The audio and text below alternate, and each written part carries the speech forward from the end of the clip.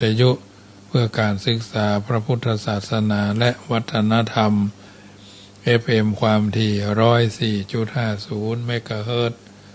Facebook ไร้สดส่วนแห่งปรริญญาเอกวัดลาดดำเนินรายการบรรยายธรรมะโดยอาตมาภาพพระมหาประสิทธามาภินันโทวัดจังกำตำบลมะกอกอำเภอป่าซางจังหวัดลำพูนเผยแผ่ธรรมในนามของคณะสงฆ์ หน่วยอบรมประชาชนประจำตำบลมะกอก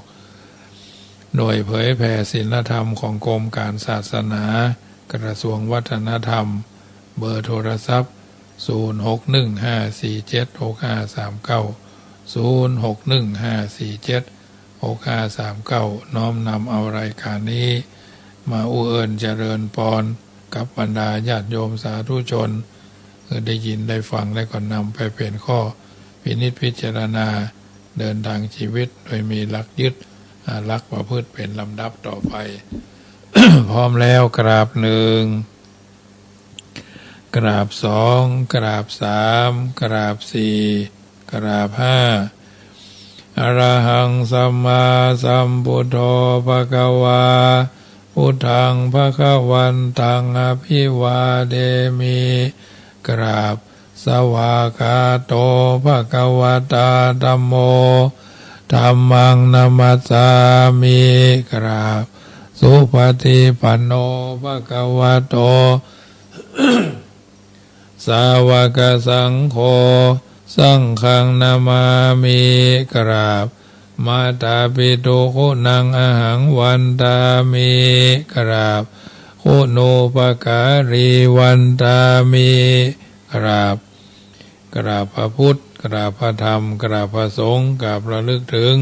คุณพ่อคุณแม่กราบระลึกถึงคุณของครูบาอาจารย์ต่อไปก็ตั้งอกตั้งใจโยขันแก้ว5โกธากเป็นลำดับไปเนอะโยสันนิสิโนวราโพธิมูเรมรังสะเสนังมหันติงวิจโยสัมโพธิมากันจิงวะอนันตัญญโนโรกุตโมตังปันนามามิพุทธังอัตถังกิโกอริยปัตโตจานานังโมคปเวสายะอุจุกามโกอายัง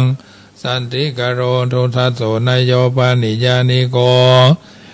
ตังปันนามามิธัมมังสังโฆวิสุทโธวรัตถคินโยสันตินทริโยสัพพมราภาหิโนอุเนหิเนเกหิสมิธิปัตโตอนาสโว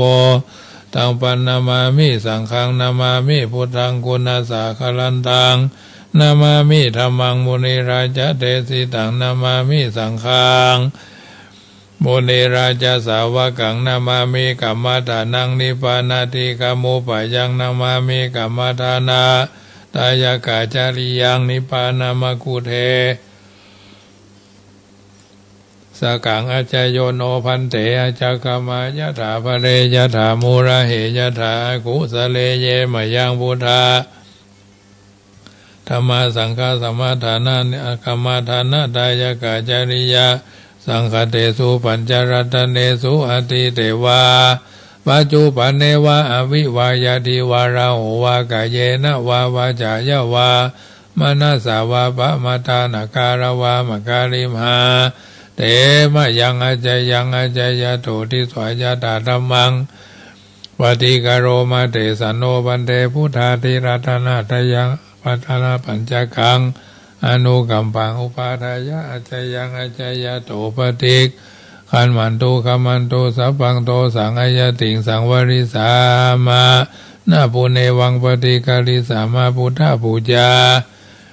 มหาเถจาธรรมปูจามหาปัญญาสังฆปูจามหาราภาปูจาละเห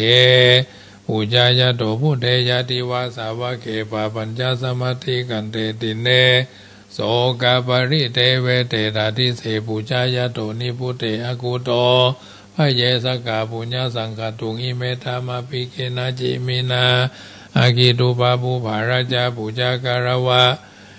ธรรมเมนะเมตยาพุทธัสสะทัสสะละภะทัสสะนัญจละภะมหาเสยานุปัจจโตพุทโธเมตโยเทวปูจิโตสังสะเลสังสารันโตปิอัปเยนะขมามหาเส นิพพานาปัจจโยโหตุโนนิจจังนะโมตัสสะภะคะวะโตอะระหะโตสัมมาสัมพุทธัสสะนะโมตัสสะภะคะวะโตอะระหะโตสัมมาสัมพุทธัสสะนะโมตัสสะภะคะวะโตอะระหะโตสัมมาสัมพุทธัสสะพุทธังสรณังกัจฉามิธัมมังสรณังกัจฉามิสังฆังสรณังกัจฉามิทุติยัมปิพุทธังสรณังกัจฉามิทุติยัมปิธัมมังสรณังกัจฉามิทุติยัมปิสังฆังสรณังกัจฉามิตติยัมปิพุทธังสรณังกัจฉามิตติยัมปิธัมมังสรณังกัจฉามิตติยัมปิสังฆังสรณังกัจฉามิสรณกัมมนังติปิโสภะคะวะอะระหังสัมมาสัมพุทโธวิชาจารณะสัมปันโนสุขโตโลกวิทูอนุตตโลปุริสธรรมสารติสัตตเทวมนุสสนังพุทโธภะคะวะติสวากขาโตภะคะวะตาธัมโมสันติติโกอากาลิโกเอหิปัสสิโกปนายิโกปัจจตังเวปิตาโพวินโยหิติสุปฏิปันโนภะคะวะโตสาวกสังโฆอุจุปฏิปันโนภะคะวะโตสาวกสังโฆยะยะปฏิปันโนภะคะวะโตสาวกสังโฆสามิจิปฏิปันโนภะคะวะโตสาวกสังโฆยะติตังจัตตาริปุริสายุคานิอัฏฐาปุริสาภุคลาเอสะภะคะวะโตสาวกสังโฆอาหุนยโยปะหุนยโยตักขินยโยอัญชลีกรณีโยอนุตตรังปุญญเกตังโลกัสสติยานิราภูตานิสมากตานิภูมานิวายานิวะอัตตาลิเกสเปวะภูตาสุมาณาภวันตุอาโถปิสกัจจสุนันตุปัสสิตังตัสสมาหิภูตานิสาเมธาสเปเมตังกโรธามนุสิยาปัจจายติวาจลโตจะหลันติเจภลิงตัสสมาหิเนลกตาปมาตายังกินจิวิตังอิทวาหุรังวาสเกสุวายังรัตนังปณิตังนาโนสมังอาทิตาตากเตนะอิตัมปิปุเทรัตนังปณิตังเอเตนะสัจเจนะสุวัติโหนตุขยังวิราคังอมตังปณิตังยะถาชะคาสกายามุนิสัมมาหิโตนะเตนะธัมเมนะสัมมาทิกินจิอิตัมปิธัมเมรัตนังปณิตังเอเตนะสัจเจนะสุวัติโหนตุยัมพุทธะเสโตปริวันนะจิสุจิงสมาธิมานันตาลิกัญญมาหุสมาธินาเตนะสัมโมนาวิจติอิตัมปิธัมเมรัตนังปณิตังเอเตนะสัจเจนะสุวัติโหนตุเยปุกละอัตตสตังปัสสตาจตานิเอตานิยุคานิโหนติเตตะคินายาสุกัตตสสาวกาเอเตสุตินานิมหาภรานิอิตัมปิสังเขรัตนังปณิตังเอเตนะสัจเจนะสุวัติโหนตุเยสุปยุตตามนาสาทันละเหนานิกามิโนโคธรรมศาสนามิเตปฏิปตาอมาตังวิกายหลาดามุทานิปุติงปุญญามานาอิตัมปิสังเขรัตนังปณิตังเอเตนะสัจเจนะสุวัติโหนตุยะตินะขีโรปัทวิสิโตสิยาจตุปิวัตเตปิอสัมปะกัมปิโยตัตุปมังสัพพุริสังวรามิโยอริยสัจจานิอเวจปัสสติอิตัมปิสังเขรัตนังปณิตังเอเตนะสัจเจนะสุวัติโหนตุเยอริยสัจจานิวิภาวยันติคัมภีลาปัญเจนะสุเตสิตานิกินจาปิเตหุนติปุสัพพมตานาเตภวังอัตถมมาติยันติอิตัมปิสังเขรัตนังปณิตังเอเตนะสัจเจนะสุวัติโหนตุสหวสาทัสสนาสัมปทายตายาโจจมาจาหิตาภวันติสักยะทิฏฐิวิจิกินจิจันจศีลปัตตังวะปิยตาติกินจิจตุหะปาเยหิวิปามุโตชาจาพีธานานิอภโภกตุงอิตัมปิสังเขรัตนังปณิตังเอเตนะสัจเจนะสุวัติโหนตุกินจาปิโสกัมมัง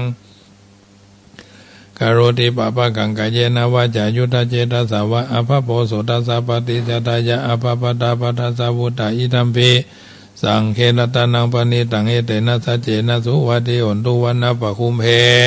ยะถาภูสิตาเขขิมหานามาเสปัตตมัสสมิงขิเมตตุปมังธรรมวรังอเทสยินิพานะคามิงปรมังหิตายะอิตัมปิปุเทรัตนังปณิตังเอเตนะสัจเจนะสุวัติโหนตุวโรวรัญญูวราโรอนุตตโรธรรมวรังอเทสยิอิตัมปิปุเทรัตนังปณิตังเอเตนะสัจเจนะสุวัติโหนตุขีนังปุรานัง นาวังนาทีสัมภาวังวิราชจิตายติเกปวัสสมิงเตขีนาพิจาอวิรุลาหิฉันดานิปันติติรายาตายัมปติโปหิตัมปิสังเคลตนังปณิตังเอเตนะสัจเจนะสุวัติโอตุยานิทัพพุทธานิสัมมาคตานิภูมานิวายานิวะอัตตาริเกตตากตังเทวมนุษย์สัพพุจิตังพุทธังธัมมังสังฆังนามาสามาสุวัติโอตุรัตนาสุตังยาสานุสายาสานุภาวะโตยะขาเนวทัสสินติปิงสนังยามหิเจวานุยุนจันโตรติเดวามาตันติโตสุขังสุปฏิสุโตยะปะปังกินจีนาปัสสติเอวะมาติโกโนเปตังปาลิตันตามภนามาเหการณิยามตากุสเรนะยันตังสันตังปะตังอภิสเมจัสสโกหูโจจัสหูโจจัสวะโจจัสมุโตอนาติมานิสันตุสะโกจัสุปโรจะอปกิโจจะสันลังหุกาวุติสันตินตริโยจานิปโกจะอปคโบกุเรสุอนานุขิโตนะจะคุตังสมาจะเลกินจิเจนะวิญโยปะเรอุปวัตโยสุขิโนวะเขมิโนหนตุสัพเพสัตตาภวันตุสุขิตตาเยเกจิปนาพุทธติตัสสะวะทาวะระวะอนาวเสสาติขาวะเยมหันตาวะมัชฌิมาราสกาอนุคาตุราทิฏฐาวะเยจาทิฏฐาเยจาดุเรวสันติอวิทุเรพุทธาวะสัมภเวสีวาสัพเพสัตตาภวันตุสุขิตตาเยนะปโรปรังนิโกเพธานาติมัญเยทากตาจินังกินจิปยาโรสนาปฏิฆาสัญญานัญญมัญญาสาธุกามิจายามาตายะธานิยาพุตังอายุสาเอกพุทธมนุระเขเอวัมปิสัพพะพุทเตสุมานาสัมภาวะเยอภะลิมานังเมตัญจะสัพพโรกัสสมิงมานาสัมภาวะเยอภะลิมานังอุทังอโดจติริยัญจาสัมปตังอเวรังอสัมปตังติตัญจลังนิสิโนวาสยาโนวายาวัฏสวิกาตามิโตเอตังสติงอติตยาพระมะเมตังวิหารังอิตัมมาอุทิติจาอนุปกรรมสีลวาทัสเนนะสัมปโนกเมสุวินัยเขตังนายจตุกปัสสยังปุณเรติติกรณียเมตสุตังสัพพสิวิสัจจตินังทิพมันตาคตังวิยะจนาเสติวิสังโกลังเสสัญจปิปริเสยังอนาเขตามิสัพพะสัพพะสัพพะปานินังสัพพะสุปินิวารติปาริตันตัมปนามาเหวิรูปเขหิเมเมตังเมตังเอราปะเถหิเมจัปยาพุทเถหิเมเมตังเมตังกนาโคตมะเกหิจาปัตตะเกหิเมเมตังเมตังที่ปัตตะเกหิเมจตุปัตเตหิเมเมตังเมตังปังอุปัตเตหิเมมามังอปัตตะโกหิสีมามังหิสีที่ปัตตะโกมามังจตุปัตโตหิสีมามังหิสีปังอุปัตโตสัพเพสัตตาสัพเพปนาสัพเพพุทธะเกวราสัพเพพัทรานิปัสสันตุมาขินจีปะปะมาขมาอะภะมโนพุทโธอะภะมโนธัมโมอะภะมโนสังโฆปะมานะวันตานิสีลิงสัพพานิอัญญิวิจิกาสัตตปฏิโอนันนาภิสารภูมุสิกากตาเมละขากตาเมปริตาปฏิกรรมันตุพุทธานิสวังนะโมภะคะวะโตนะโมสัตตานังสัมมาสัมพุทธานังขันธปริตังนะโมพุทธายะพระพุทธไตรรัตนะญาณมณีนพรัตน์ศีสาหัสสะสุธรรมาพุทโธธัมโมสังโฆยะถาพุทโมนะพุทธบูชาธัมมบูชาสังฆบูชาอาคีทานังวะลังคันทังสีวรีจมหาเดรังอาหังวันทามิตุระโตอาหังวันทามิธาตุโยอาหังวันทามิสัพพะโสพุทธธัมมสังฆบูเชมิสัพเพพุทธาสัพเพธัมมาสัพเพสังฆาภรปัตตาปัจเจกานันจะยังพรังอรหันตานันจะเตเชนะระกังพันธามิสัพพะโสพุทธังอธิธามิธัมมังอธิธามิสังฆังอธิธามิสัมปติชามินาสังสีโมพระมาจมาเทวาสัพเพยัคฆาปรายันติพระมาจมาเทวาอภิราภาภวันตุเมมหาปุญโญมหาราโภภวันตุเมมิเตภาหุอาติพุทธมะอาอุนะโมพุทธายะวิระทะโยวิระโคนายังวิระหิงสาวิระทาสีวิระทาสาวิระอิติโยพุทธสามานีมามะพุทธสาสวะโหมสัมปติชามิเพ่งเพ่งบาบาหาหารือ ยันตุนิมิตังอวามังกรัญจโยจามานาโปสกุณาสัสสะโตปะปะกะโหตุสุปินังอาการตังพุทธานุภาเวนะวินาสเมนโตยันตุนิมิตังอวามังกรัญจโยจามานาโปสกุณาสัสสะโตปะปะกะโหตุสุปินังอาการตังธรรมานุภาเวนะวินาสเมนโตยันตุนิมิตังอวามังกรัญจโยจามานาโปสกุณาสัสสะโตปะปะกะโหตุสุปินังอาการตังสังฆานุภาเวนะวินาสเมนโต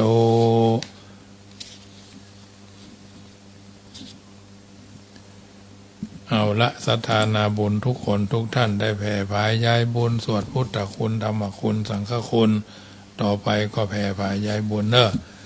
ยังผลยังอันว่าบุญอันใดอัมหากังแห่งผู้ฆ่าตั้งหลายกันตัวอันใดกะทำปั้มเพ่งแล้วฐานะมายังวาอันใดฮือทานก็ดีศีละมายังวาอันใดรักษาศีลก็ดีภาวนามายังวาอันใดจำเริญภาวนาก็ดีนิพพานปัจจโยขอจุงฮือเป็นปัจจัยกำจูฮือผู้ฆ่าทั้งหลายพันได้ไปฮอดเวียงแก้วยอดมหาเนรปานอาสวะขยังอันเสี่ยงไปแห่งกิเลสธรรมทั้งหลายโหนตุจงมีโนแก่ผู้ฆ่าทั้งหลายนิจจังเที่ยงแท้แด่เตอเอาละญาติโยมท่านผู้ฟังทั้งหลายน้ำทำคำสอนจากรายการเสียงธรรมก่อนรับตาก็มาจุจอดรอดถึงเพื่อให้เกิดเป็นมงคลกับตัวตนเอาท่านทั้งหลาย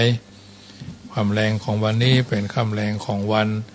อังคารที่23เนาะ23เดือนมกราคมผ่านไปแล้วญาติโยมผ่านไปแล้ว22วันเนาะเดือนมกราจะนักจะน้อยจะป่วยจะจ้าก็จะมันเด้อญาติโยมทั้งหลาย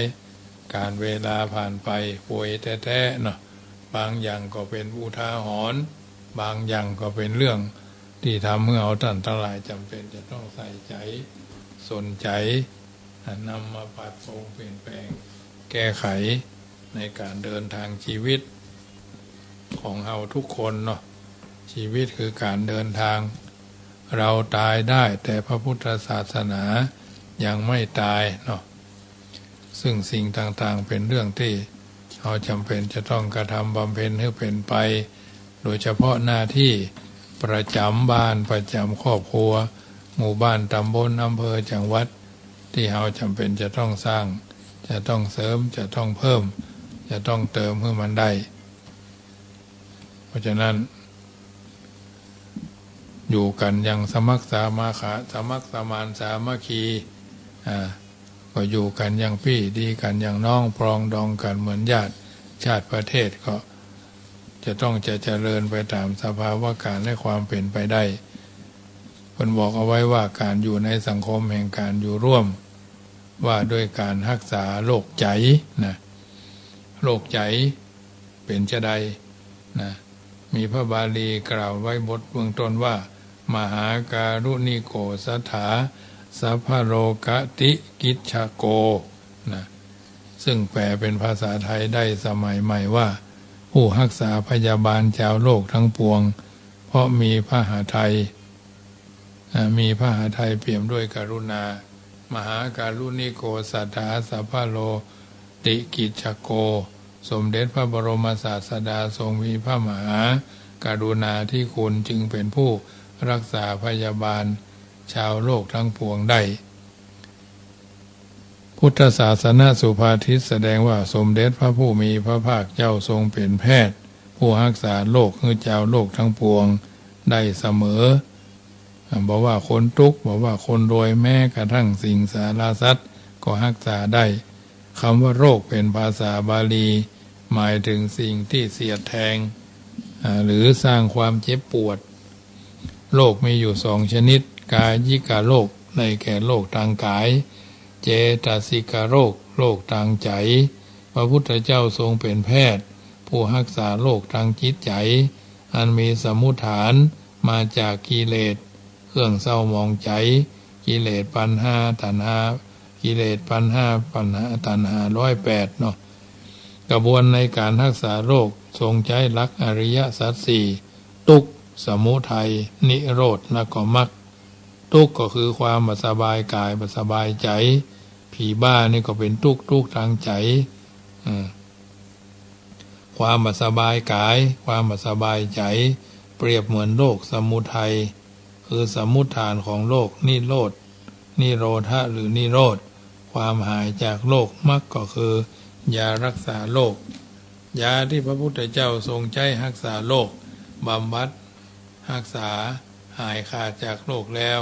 เป็นพระอรหันต์ผู้เสี่ยงกิเลสสมดังพุทธภาษิตที่ว่าดเวภิกขเวดเวเมภิกขเวโรคาเป็นต้นแปลว่าภิกษุทั้งหลายโรคมีอยู่สองอย่างโรคทางกายกับโรคทางจิตใจสัตว์ทั้งหลายผู้ปฏิญาณความบ่มีโรคทางกายตลอดปีหนึ่งมีปรากฏผู้ปฏิญาณความบ่มีโรคตลอด2 ปีพ่อง3 ปีพ่อง4 ปี5 ปีพ่องมีปรากฏว่าภิกษุทั้งหลายสัตว์เหล่าใดปฏิญาณความบ่มีโรคทางจิตใจแม้ผู้หนึ่งสัตว์เหล่านั้นหาได้ยากในโลก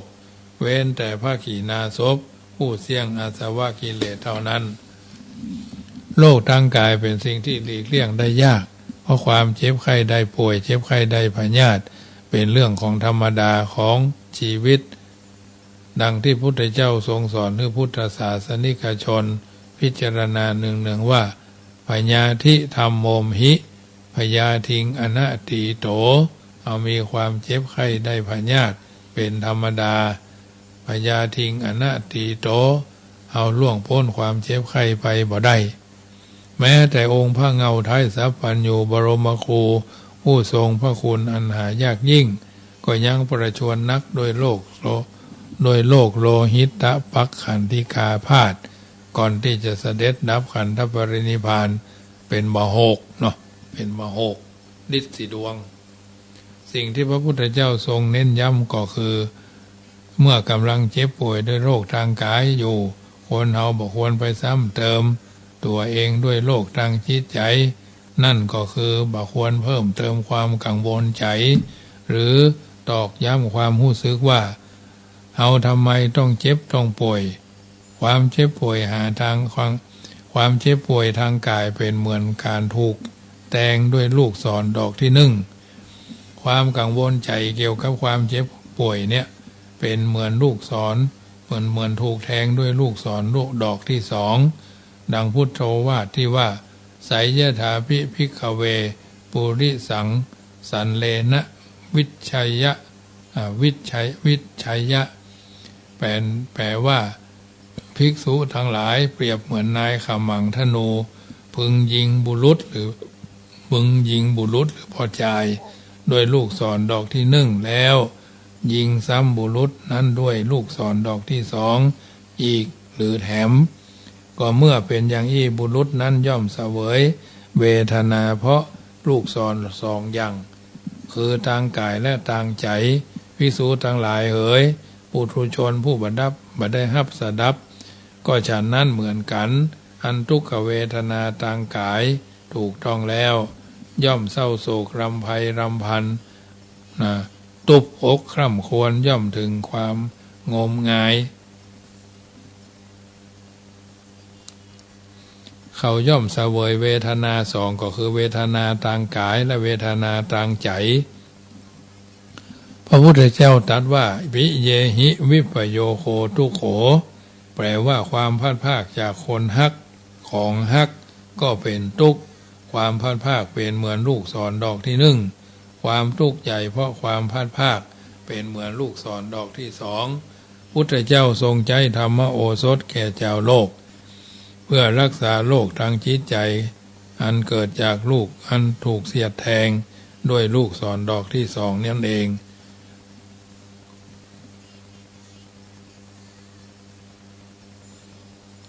พระบรมศาสดาทรงช่วยถอนลูกศรดอกที่2ออกจากจิตใจของนางกิสาโคตมี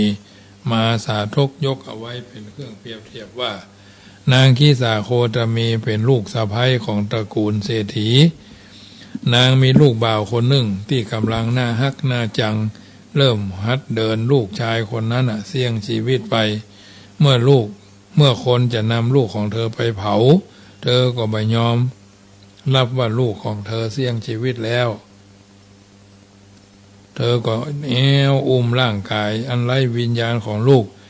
ไปหาหมอต่างๆเพื่อจะรักษาลูกของเธอให้ฟื้นขึ้นมา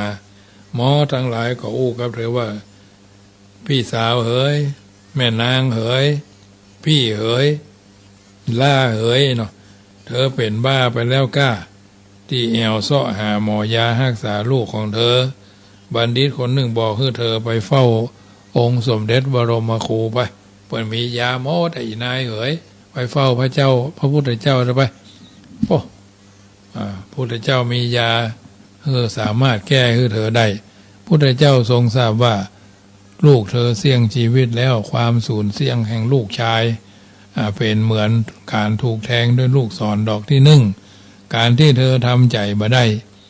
จนมีอาการเหมือนคนบ้าเสียสติเป็นเหมือนการถูกแทงด้วยลูกศรดอกที่สองพุทธเจ้าทรงช่วยถอนลูกศรดอกที่สองของนางคีสาโคตมีโดยการให้ความหวังว่าจะทรงประกอบยาวิเศษฮื้อเนอะน้องหญิงเอ๋ยบ่ต้องกลัวเดี๋ยวฉันจะแปลงยาฮื้อแต่เธอต้องไปหาตัวยาชนิดหนึ่งมาฮื้อเฮากรรมเธอก็กราบทูลว่าตัวยานั้นคืออันอย่างเจ้าข้าพุทธเจ้าตรัสตอบว่าตัวยาที่ยังขาดอยู่ก็คือเมล็ดพันธุ์ผักกาดยิบมือหนึ่งโดยฮื้อนะไปนำเอามาจากบ้านที่บ่เคยมีคนตายนะไปเสาะเม็ดผักกาดมาเนอะในบ้านที่บ่มีคนตายเตื้อนะเอามาเธอทูลรับแล้วก็อุ้มลูกน้อยไปลูกน้อยนั้นเข้าไปในหมู่บ้าน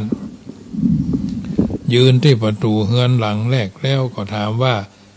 ไปเจ้าข้าเอ้ยเมล็ดพันธุ์ผักกาดในบ้านนี้มีก่อเมื่อเขาตอบว่ามีแม่นางจะแย่จะได้จึงกล่าวว่าถ้าอย่างอันข้าเจ้าขอเตอะเมื่อคนเหล่านั้นนำเม็ดผักกาดมานางจึงถามว่าในบ้านดังเนี้ยมีลูกบ่าวลูกสาวมีลูกบ่าวลูกสาวหลานบ่าวหลานชายพ่อแม่ญาติผู้ใหญ่เคยตายหรือยังเขาก็ตอบว่าโอ้หยังเพราะคนเป็นคนมีน้อยคนเป็นน่ะมีน้อยคนตายนั้นมีนักแม่นางเอ๋ย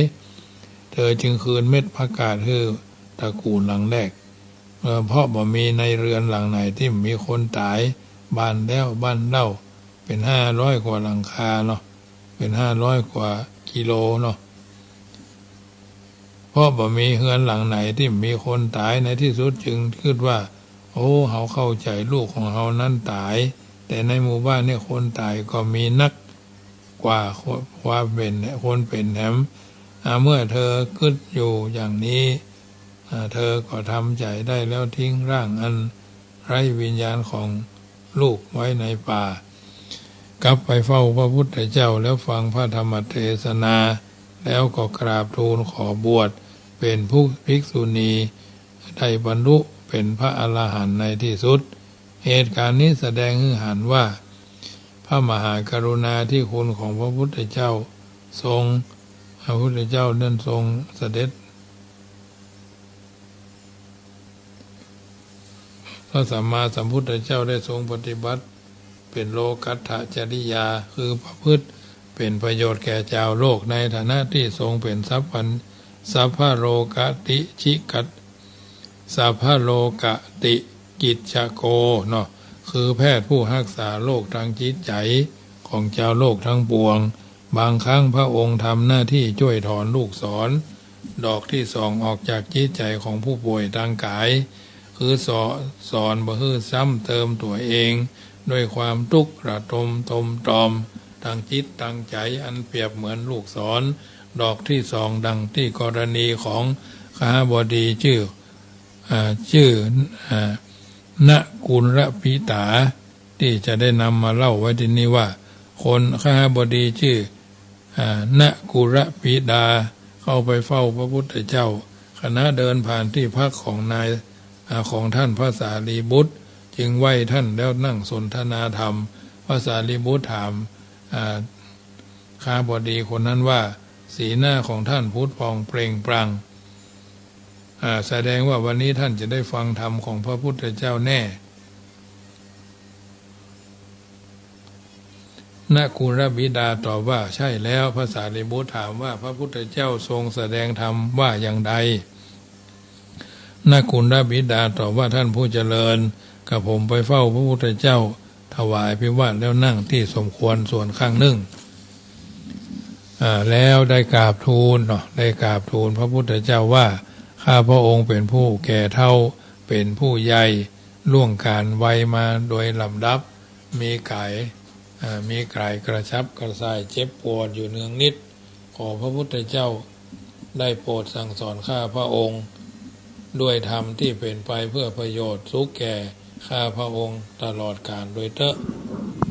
เมื่อกราบผมกราบทูลอย่างนี้แล้วพระพุทธเจ้าก็สอนว่าเมื่อเฮามีกายกระซับกระส่ายอยู่ด้วยความเจ็บไข้ได้พยาธิจิตใจของเฮาก็จักบ่กระซับกระส่ายท่านพึงศึกษาอย่างนี้เนอะพุทธเจ้าก็ทรงหลังอมฤตธรรมว่าข้าพเจ้าด้วยการแสดงธรรมอย่างนี้สมเด็จพระพุทธเจ้าทรงได้รับการยอมรับว่า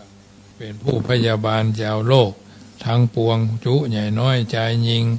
สาข้อยเศรษฐีคนทุกข์คนจนจ้วยมดพระทรงใจธรรมโอสถรักษาโลกทางใจอันเนื่องจากลูกศรดอกที่สองพระพุทธเจ้าพระพุทธจริยาคือการประพฤติของพระพุทธเจ้าเนี้ยเกิดจากพระหฤทัยที่เปี่ยมล้นโดยพระกรุณาคุณอันเป็นคุณธรรมสำคัญสำหรับผู้ประกอบกิจการแพทย์และพยาบาลสมดังบาลีนิพนธ์ที่อาตมาภาพยกนิเขปบทไว้ว่ามหาการุณิโกสัทธาสัพพโรกติชิตโกแปลว่าสมเด็จพระผู้มีพระภาคเจ้าทรงมีพระมหากรุณาธิคุณจึงเป็นผู้รักษาพยาบาลชาวโลกทั้งปวงได้อันเนี้ยญาติโยมสาธุชนท่านผู้ฟังทั้งหลายจึงนำมาอุเอิญเจริญพรเป็นปฏิพรครับบรรดาท่านสาธุชนท่านผู้ฟังทั้งหลายนำไปเป็นข้อเตือนจิตสกิดใจพินิจพิจารณาว่าอันใดที่ดีก็นำไปสืบต่อสืบยาวสาวกว้างอันใดที่มันบดีก็พยายามห่างหายห่างเหินหนีห่างจะไปอยู่ใกล้เนาะอย่างเพิ่นว่านะหลีกหมาคือพอศอกหลีกวอกคือพอวาหลีกคนปลาไก่เท่าใดสบายใจเท่านั้นเพราะฉะนั้นคนเราอย่าไปหลงอย่าไปโลภอย่าไปโกรธอย่าไปหลงคนว่าหลงกราบไหว้เท้าไม่ติดดินหลงใหญ่หลงยศ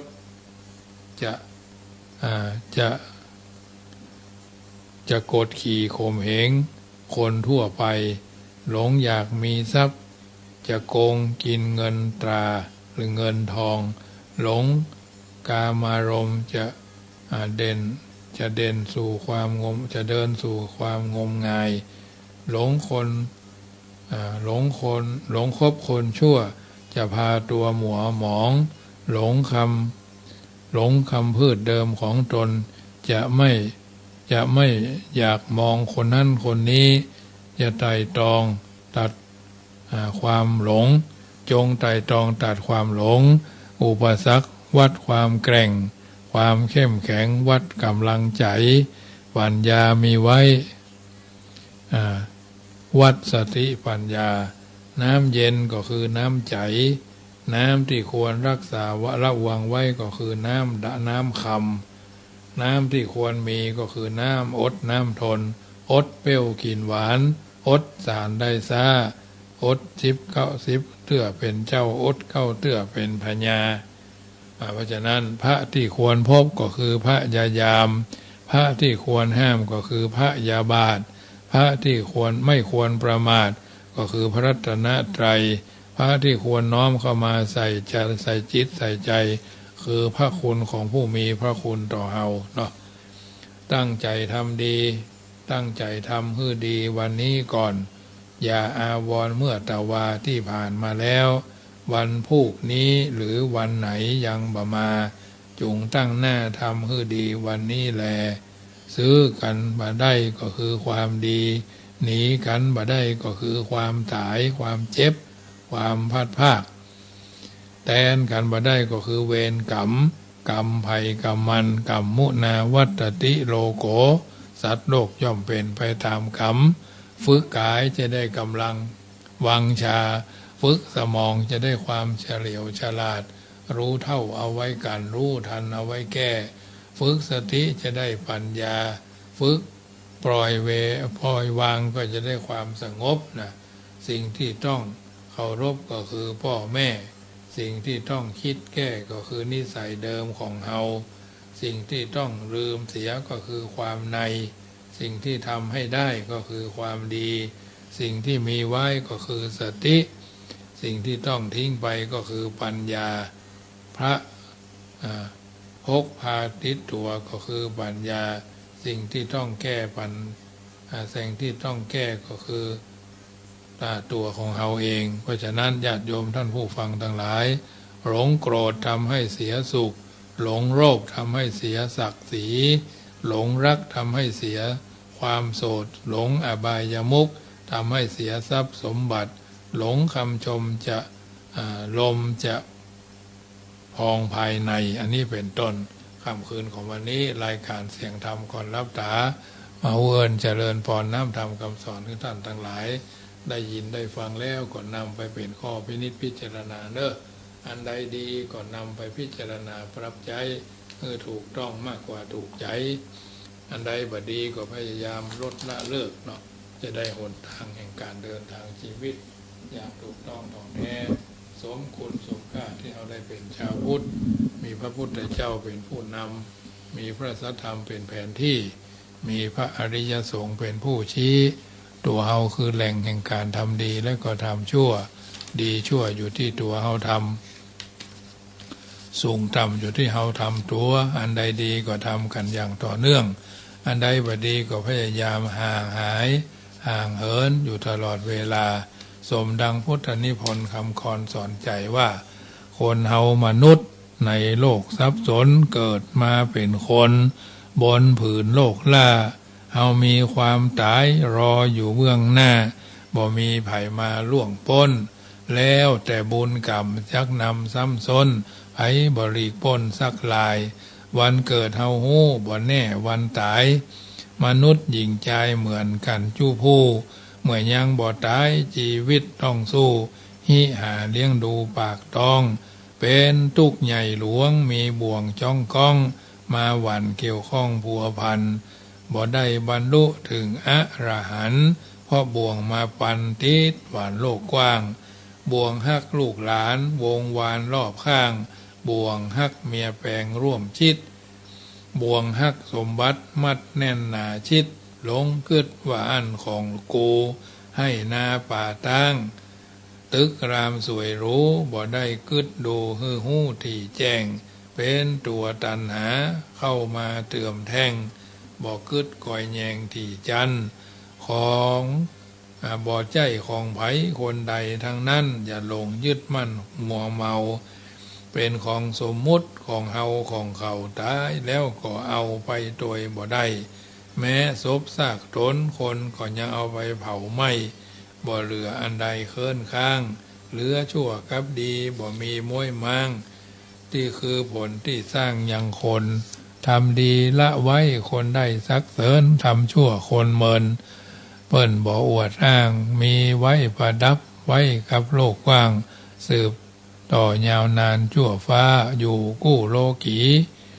บ่มีต่ำจ้าคือเฮาตั้งหน้าทำดีถึงจากมวยมิตรดับจิตเป็นผีแต่ว่าความดีมีไว้โลกล่าจวบนิรันดร์การยาวนานไปหน้าไผบ่นินตาว่าอ้ายนีเพิ่นเสียดายตายเพิ่นเล่าไว้ก็สอคำสอนลุ่มใต้เมืองคนเกิดมา1 เตื้อก็ตาย1 หนเกิดมาเป็นคนทนทุกข์จ้องจักตายทุกข์ตายเป็นผีหนีเข้าหีบล่องจบตายทำนองป้นทุกข์เกิดตายมาหลายเจ็ดยุค ตั้งแต่โลกตั้งมีมาแม้แต่องค์พุทธตนทรัตพญายังมรณาดับขันจนได้เอาปุถุชนคนอยู่ลุ่มใต้นับประสาใดหลีกพ้นมีเข้ามีของเงินทองเหลือล้นบ่ได้หอบด้นพาไปเมียแปลงผัวฮักก็สุดวิสัยบ่ได้พาไปละไว้อยู่บ้านม่อนแต่งข้าวสารไข่การเหล้าต้านหมู่ศรัทธาพี่น้องบ่ต้องเสียใจล่ำให้ล่ำร้องเป็นทุกข์ถูกต้องเป็นของถูกต้องธรรมดาถึงจักร้องให้จนเลือดนองออกตาก็บ่พลิกฟื้นคืนมากลับฟื้นขึ้นได้เป็นอนิจจังสัตว์โลกลุ่มใต้มันหากเปลี่ยนไปอย่างอี้ขออวสานไข่การข้าวจี้จบเสียเต้าอี้เอวังรัตนัตยานุภาเวนะรัตนัตยเตจาสาพุทโธบังซ้ายธัมโมบังขวาสังโฆบังกายาอะระหังบังเขสาอะระหังพุทโธนะโมพุทธายะก่อนนำรายการเสียงธรรมก่อนรับตาจากท่านไปน้อมเอิ่นเจริญพรประชาสัมพันธ์วันที่11 กุมภาจะได้ไปร่วมทำบุญปอยหลวงน้อยงานทำบุญถวายศาลาสลีเวียงแก้วอาคารสุเทพสุพรหมคุรุปชาวิทยุคลื่น96จะได้ถ่ายทอดได้สร้างเสร็จเรียบร้อยแล้วบัดนี้ก็จะได้ปอยหลวงสมโภชนิมนต์ครูบาอาจารย์มาเจริญพุทธมนต์สวดถอนอาคารหลังนี้ก็จะได้จัดกิจกรรมอันนั้นอันนี้เกี่ยวกับการเผยแผ่ธรรมคำสอนภายใต้การอุปถัมภ์ของมูลนิธิวัดพระบรมธาตุเจ้าดอยสุเทพอาตมาภาพพระมหาประสิทธธรรมาภินันโทรูปหนึ่งเป็นพระที่จัดรายการขึ้น96แห่งนั้นก็จะได้รวบรวมปัจจัยเท่าที่เฮาได้รับสายทานศรัทธาจากญาติโยมทั้งหลาย99กล่องบุญ99กล่องบุญละ69 บาท99กล่องบุญละ69 บาทสมทบทุนเท่าที่เฮาทำได้เนาะวัดฝ่ายหินเฮาก็ควรจะช่วยแล้วก็วัดดอยสุเทพเฮาก็ควรจะช่วยเพราะว่าเฮาร่วมด้วยช่วยกันอยู่กันอย่างพี่ดีกันอย่างน้องปรองดองกันเหมือนญาติชาติศาสนาสถาบันพระมหากษัตริย์ก็รุ่งเรืองเจริญก้าวหน้าฉะนั้นขึ้นจะได้ไฟจะถึงแปลงจะถึงใครร่วมบุญโดยก็สามารถโอนมาทางพร้อมเพย์ก็ได้หมายเลขบัญชีหมายเลขโทรศัพท์ก็061-547-6539ก็ได้หรือธนาคารกรุงไทยโลตัสป่าซางกองทุนเข้าล้นบาทญาติพระธรรมนำชีวิตก็สามารถร่วมทำบุญกันได้ที่ธนาคารกรุงไทยโลตัสป่าซางหมายเลขบัญชีก็7980021894เนาะ7980021894ศรัทธาของท่านช่วยคืน96ได้นานวันนี้สมสมัยได้เวลานำรายการจากท่านไปก่อนชัตตาโลธรรมาวะทันตุอายุวันโนสุขังปะลัง